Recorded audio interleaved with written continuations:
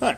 I denne video giver vi lige en kort intro til det forsøg, vi skal lave i dag, som går ud på, at vi tager sådan en cellotekplade her, og så tager vi sådan et papir, hvor der er sådan et polarplot, og så sætter vi det lige fast med nogle knappenål, og så sætter vi lige en knappenål ind i midten. Så tager vi den her lysboks, åbner op, og så finder vi den linse, der ser sådan her. Sådan en halvcirkulær akryllinse hedder det. Og den lægger vi simpelthen sådan, så at den ligger i midten her, og sådan så at den her tegnestift, jeg har sat her, den sidder så i midten af den her.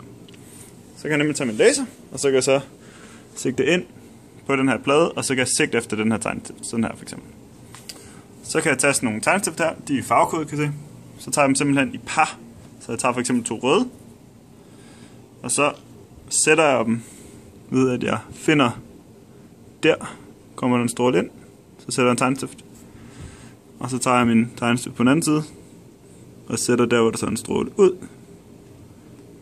Og så har jeg et sted, hvor jeg har markeret min stråle ind og min stråle ud. Og jeg sætter det simpelthen bare helt ud på cirkelperiferien af den største cirkel her.